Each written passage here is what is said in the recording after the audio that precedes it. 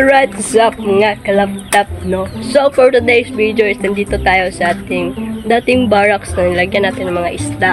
Pero ngayon is wala na. Sininyan na lang yung natira dyan. So, may update ako sa inyo mga kalaptap. Nung nakaraan kasi is may nilagay tayong kalapati, diba? Binlag ko pa yung kalapati dati. So, ngayon, i-update ko kayo mga kalaptap kasi matagal tayo hindi naka-update sa ating mga kalapati. And hindi ako nakagamit ng microphone natin. Bahala na.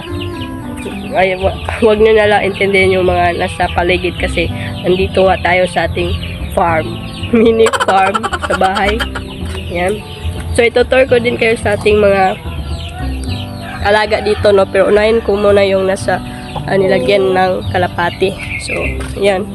Mag-update pa rin tayo guys kahit na wala medyo viewers natin dito sa YouTube.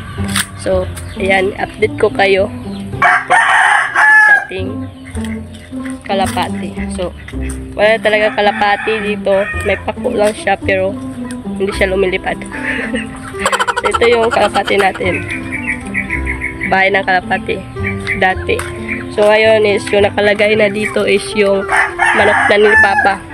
Yan o. Diba? Mga manok niya na mga matataas yung yung paa. Yan. So, hi kayo guys. Hi.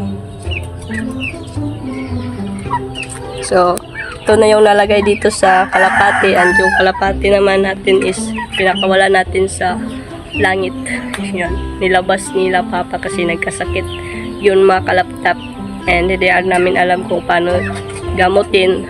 So, yung best way na naisip namin is pakawalan yung mga breeder natin kasi yung ibang breeder natin doon is namatay na. So, yung mga anak nila is pinakawalan na lang namin.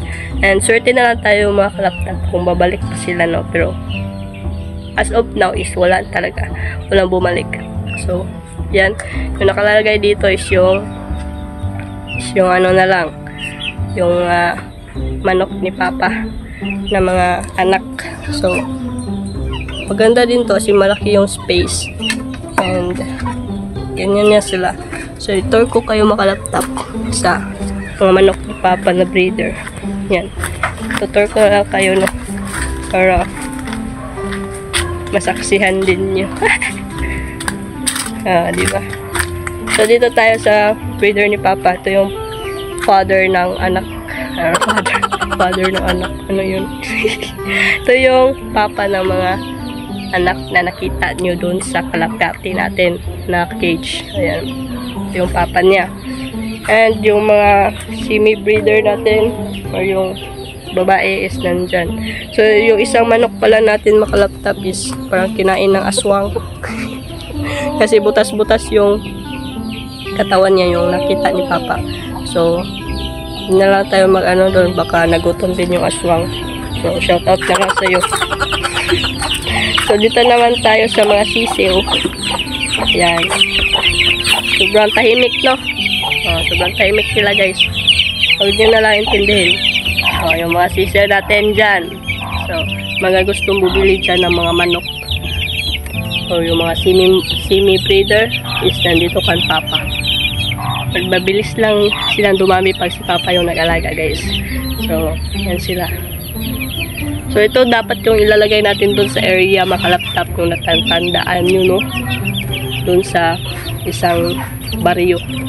Yung binlag ko na may bahay tayo, no? So, doon dapat sila ilalagay. Pero sa susunod na kasi wala pa tao doon at hindi pa natapos. So, ito may maliliit at may medyo malalaki na. So, yun. Naman makalaptap, punta tayo doon sa ating mga isda. Kasi part din yun ng paradise namin dito sa likod ng bahay. So, wala nang paradise dyan kasi wala na tayong hamster, wala na tayong rabbit. May rabbit tayo pero isa na lang kasi nagtigil tayo sa pagbenta ng mga ornamental fishes ganun, so mga hamster. So, hamster talaga yung mabenta sa atin noon. No pandemic. So, punta natin yung mga isda natin kung ano na nangyari sa kanila, no? So, ayan. Tahimik ng mga sisiw, guys.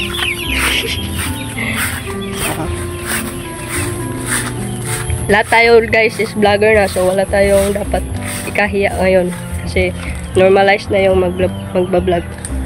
Wala na akong pake kung i-bash nyo ko, bala kayo. So nandito tayo sa Team Barracks. Ito yung binlog ko last 2 days. And hala, naputol pala. Buti na lang is na-check natin guys. Kumanda yung oxygen natin, pero naputol yung air hose, kaya walang oxygen ang mga koi. Ano? So, ikabit natin yung oxygen.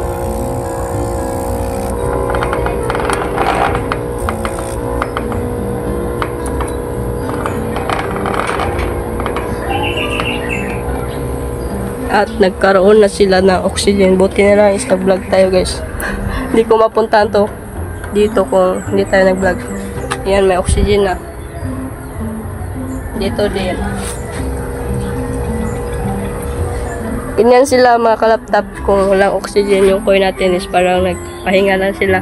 Pero pag may oxygen sila is malikot sila guys. Yan. Buti na lang is na-check natin dito. Kasi wala na pala silang oxygen. So dito naman sa maliit na riptop natin guys. Ito. Kita nyo yan. Wala pa tayong ilalagay dyan kasi wala pa tayong pera guys. O, diba? May pera naman tayo mga laptop pero may mas importante pa talaga na dapat ilaan. Ganyan ako mga laptop, may pera tayo. Wala tayo talagang pa tayong budget para dito. Ganyan na lang para marami tayong pera. So, wala na guys. Ito lang naman yung update. Nagkaroon na sila ng oxygen. Sa mga gusto pala dyan mga kalaptop, no, may nagtanong pala sa atin. Wala na tayong bita mga kalaptop, pero tanongin ko lang, i-answer ko na lang to sa kanya, no. Shoutout sa iyo brother. Yan, brother or sister.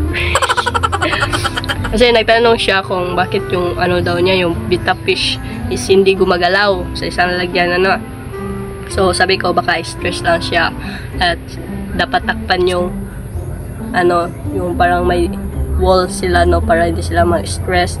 Pero sabi niya is meron naman at siya lang daw, nag-iisa lang naman daw yung bita fish niya. So sinabi ko is lagyan mo ng asin brother. Yan. Lagyan mo ng asin para yung isda mo is hindi ma-brother. Joke lang. So ang asin kasi is may siya, factor din siya na makapagaling sa ating mga isda, lalo na kapag naghingalo na yung mga isda natin, kailangan lang natin silang parang ilagay sa ibang lalagyan at lagyan ng asin, at pagka kinabukasan naman yan is ma-okay na yung isda mo. Baka yun na, sana isinundan niya kasi nireplyan ko naman yun. So baka okay na yung isda niya kasi hindi na siya nagko-comment sa ating mga video. So, yun lang mga kalaptop. Salamat pala sa panonood, no? At sana nagustuhan mo itong mga videos natin kasi kung hindi is hindi na ako magbablog. Charot lang. So, yun lang. Salamat sa panonood and pa-subscribe naman ng mga viewers natin dyan, o yung mga bagong viewers. Please subscribe to my channel and click the tiny bell para palikan updated sa susunod nating i-upload. So, yun lang. And salamat sa panonood. Peace out.